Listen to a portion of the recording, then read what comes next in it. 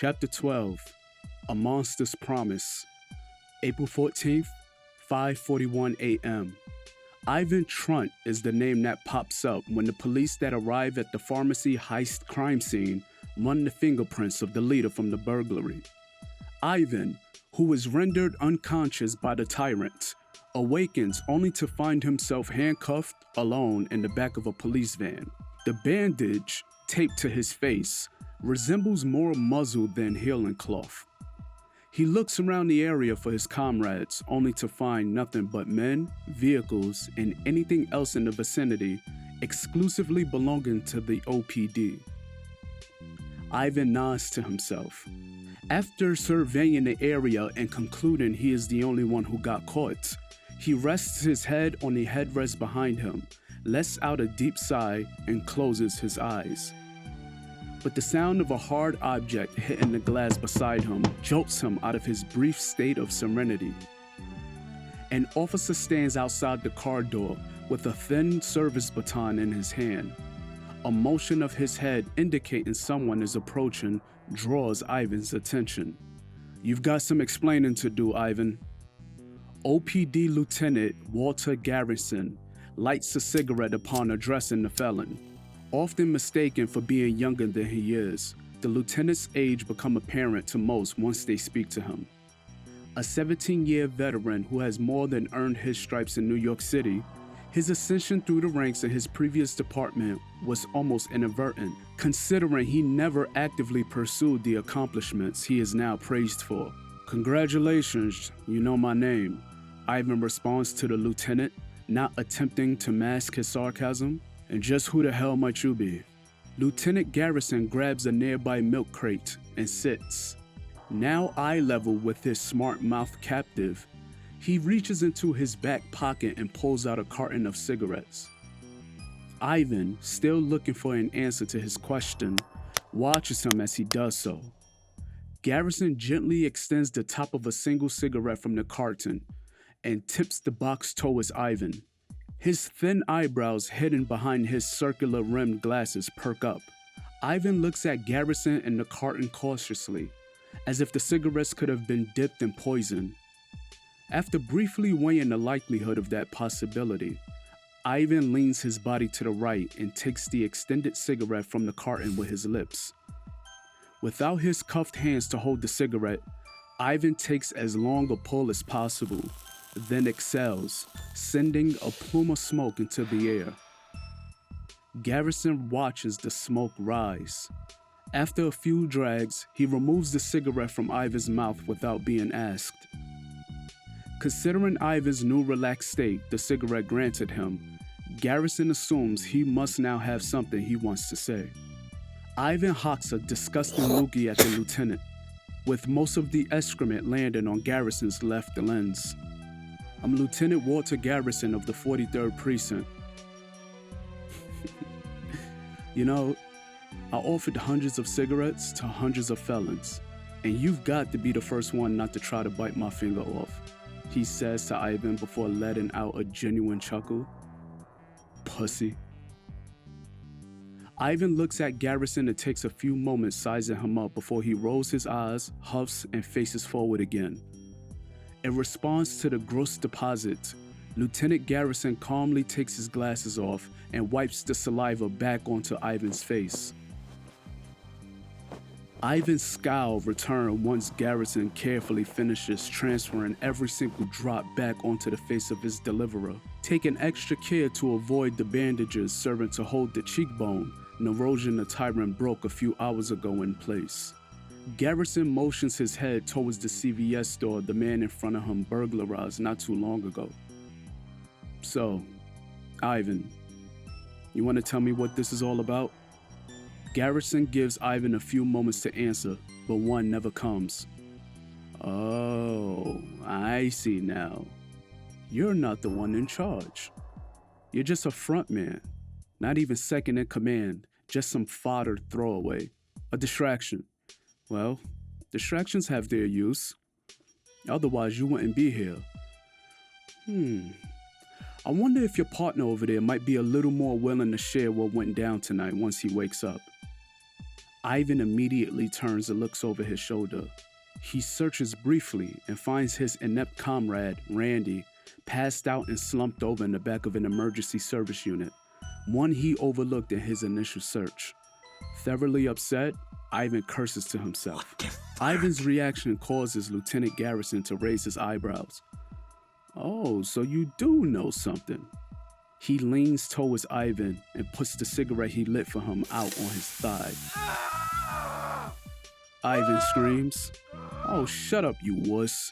It hardly touched you." So you do know something after all, don't you? You know what, though? It doesn't even matter, because I know something as well. In fact, I know something about tonight not even you do. You see, during your little performance, you overlooked the condition of one of your co-stars.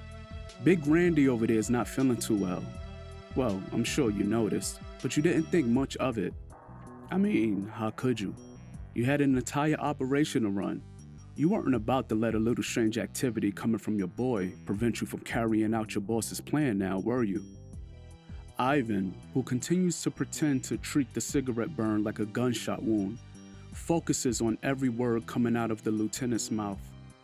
You see, Randy, in all of his wobbly glory, has been a little bit more forthcoming about what went down tonight than you have. And he knows more than you think. A lot more. And he's decided to tell us all about it. Well, not us exactly, Garrison says. He places Ivan's cigarette back into his carton and pauses to light a fresh one of his own. He takes a drag, enjoying the pull.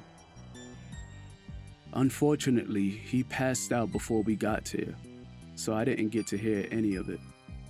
Ivan, slightly confused, smiles, knowing no one learned anything useful from tonight's operation.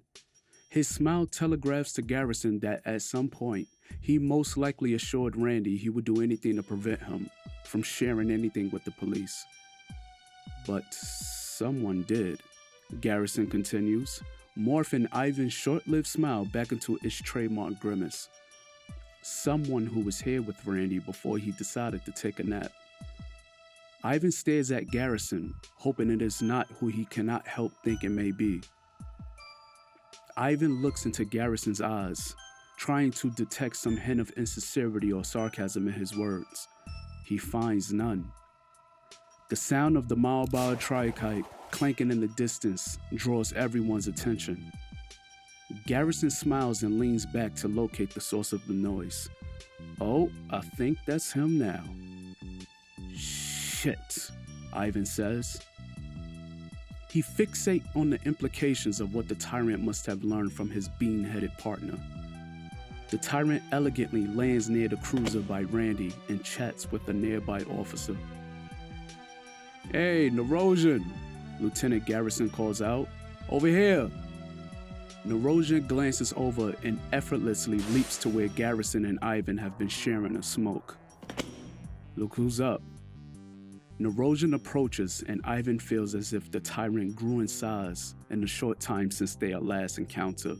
Narosian turns towards Ivan. Splendid. He walks past Garrison and approaches the van where Ivan sits. He looks down at the bandaged suspect and kneels in front of him, nose to nose. "How's your face?" Ivan expels another blob of mucus directly at Narosian's expressionless scowl.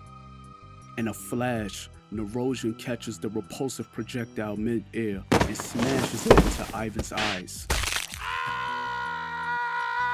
Ivan yells out in genuine fear and pain, shocked by Narosian's lightning-quick retaliation. Before he can finish his scream, Narosian grabs Ivan by the face with his loogie-covered hand, pulling him out of the car and tossing him at the nearby store. Ivan's upside-down body crashes into the shuttered gate drawn over the store, causing him to grunt upon impact. Before Ivan's head touches the ground, Narosian plants his foot into his cigarette-burned thigh. Ivan screams, his pain unmistakable. "Ivan Trunt, I've missed you!" Narosian snarls, holding Ivan upside down with his extended left foot, their faces mere inches apart. He dares Ivan try spitting again. I'm going to tell you what's going to happen tonight, Ivan. You're going to tell Lieutenant Garrison whatever he wants to know. You know why you are going to do that? Because I'm no negotiator. I'm no interrogator. And I don't bargain. I take whatever I want. And here's what I'm going to take. You. I'm going to take you to jail. Once I do that, I'm going to take 2 full days before I contact Lieutenant Garrison. After 2 days, I'm going to take a phone and I'm going to call him. And I'm going to ask him if you told him everything he wanted to know. If he says yes, I'm going to take it easy and leave you alone. If he says no, then I'm going to take my ass to your jail cell and I'm going to take you out. I am going to take my time sneaking inside of Prosopa Correctional Facility. I am going to find your cell. I am going to break your cellmate's jaw. I'm going to kidnap you and I'm going to take my time torturing you. I am going to hide you, Ivan, and I'm going to torture you until you tell me every single thing you told Randy not to tell me. The OPD will never know it's me, and if they did, they would not be able to stop me. Do you understand? Do you understand that this is my city, Ivan? I run Opia, not them, me. So act up, please. I am begging you, motherfucker. Please doubt me. I need you to doubt me. I am desperately looking for a way out, and I need a reason. So give me one. Please, Ivan. Please release me from this prison. After delivering one of the most menacing speeches Ivan has ever heard, Nerosian tosses the terrified criminal back into the car by his neck, positioning him exactly as he was before. Lieutenant Garrison walks up to Nerosian. Learn anything? No, but that should change before Sunday, Nerosian confidently claims. Garrison is not compelled to have Nerosian elaborate, as his word is usually gold. Come with me. There's something I want you to see, he says instead. Is it about Randy? Nerosian asks. Garrison replies with a nod. Is he awake? Can't you tell from here? Garrison chuckles. This way. They head to the lieutenant's car parked behind a fleet of OPD cruisers. Now, I shouldn't be showing you this, Garrison says. It's against protocol. But in a lot of ways, it's times like these where I've been known to change what qualifies as protocol, so... I'm blind, remember? Nerosian says. He waves his hand in front of the area of his mask where his eyes should be.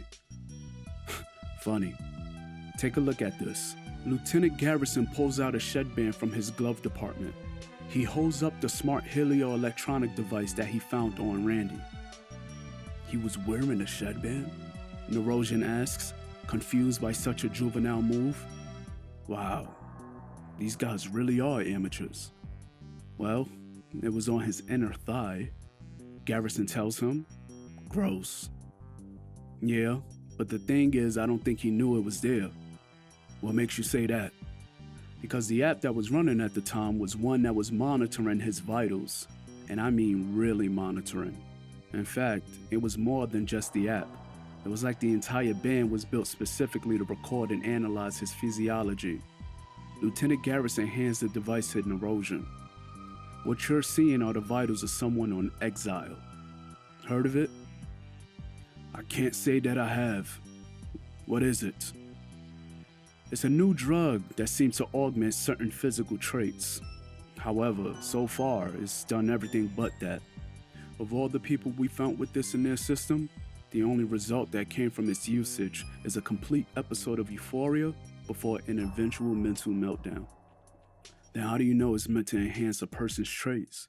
My investigation has yielded such information. We have no shortage of claims from users believing they could lift a car or catch a bullet. One even tried to stop a train. Actually, 2 did. What is it made of? So far, all we know is that it seems to be comprised of a mixture of several types of drugs. The problem is, though the ingredients are common, nobody has been able to successfully recreate it. Nobody I know, at least. Nerosian remains silent for a bit. That's because the thing needed to create the drug isn't in any pharmacy. The influx of pharmacy burglaries since Apophis became a headline would beg to differ. It's most likely a decoy. A decoy for what? We're definitely finding traces of normal medication inside of the users. What we aren't finding is the ingredient that produces the effect these people are exhibiting. Lieutenant Garrison pauses. How was Randy acting before you put him down? He was definitely off. The strangest thing being that he woke up several seconds after being knocked out. I almost had to get a little serious to keep him asleep, Nerosian says. Yeah, ibuprofen doesn't do that. This time Nerosian takes a pause. You said the burglaries haven't become rampant until Apophis became a headline. Yeah, so? They were probably using Apophis as a distraction to raid the stores. That, or the people making the drug needed a lot of the ingredients in a short amount of time. What are you saying? Apophis wasn't a distraction. It was a window. You're not finding the missing ingredient for exile in their systems because it disappears before it can be traced. In other words, they have to use it the moment they get it. And what better time to test it than during a national crisis? Garrison says matter-of-factly. The recent string of burglaries is related to this new drug and won't stop until the source of whoever's behind its creation is found. I can't believe the criminal assholes of this city are putting us through all of this, considering not one damn meteor landed in Opia. You think they'd be appreciative? You protect this city from Armageddon, and they thank you by creating it themselves. Nerosian scoffs. Apophis was a gift. How do you mean?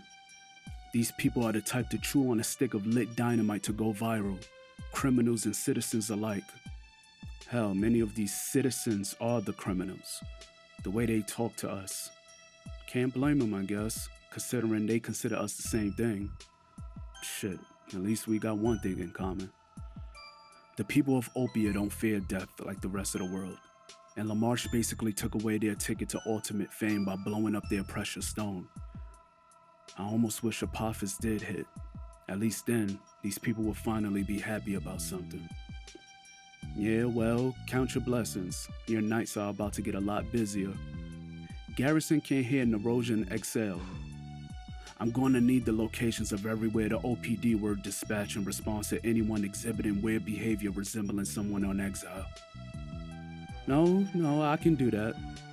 I believe the last of the burglaries are just about over. As you said, Apophis was only a window that has just about closed. What comes next is the second phase of whatever it is the supplier has planned. My gut tells me you're going to be up to your neck in the coming days dealing with a type of junkie these streets have never seen. And if I was still a gambler, I would bet that the next batch of people on this crap is going to be a lot more difficult to put to sleep than Randy was. Upon hearing this, Nerosian looks over to Randy, who remains passed out since their last encounter. Garrison notices this. EMS has him under anesthesia until his mom returns. I'll make sure. He won't be up anytime soon, Garrison says. Nerosian looks at him, and Garrison raises his hands in a surrenderance fashion. Don't worry, it's safe. I know how you feel about drugs of any kind. Good. Then you have everything under control here. There are a few more places I like to clean up before I turn in for the night. Everything's taken care of on my side, thanks in great part to you. We'll take care of Trunt. Keep him nice and cozy until he feels like opening up. If I was ever a gambling man, I bet he's dying to tell you a bunch of stuff as we speak. Take care, Lieutenant. Nerosian leaps into the night once more, disappearing as if he were never there. Ori stays up late, her eyes fixated on the ongoing episodes of Madly Dolt playing on the television. The glow from the screen casts a faint light on her as she sits on the couch, fully engrossed in the show. Outside her window, a masked figure quietly enters her room, moving towards her. Silently, the intruder approaches, standing just behind her. He raises his arms, ready to snatch her from the couch. I can hear you, Ori says, her voice lacking surprise or fear. Nerosian huffs in disbelief. There's no way, he mutters to himself. Daddy, I told you, you can never sneak up on me, Ori states matter-of-factly, her attention still focused on the television screen. Narosian leans over the back of the couch, his arms reaching around Ori's waist. Yeah, I know. But I can always grab you, Narosian exclaims, pulling Ori into a playful embrace. Her laughter fills the room, a joyous sound that tugs at his heartstrings. There is something about spending the last 19 hours fighting the scum of the earth that makes him miss her entirely too much. Daddy, stop! Please, Daddy! Ori pleads, barely able to speak between fits of laughter.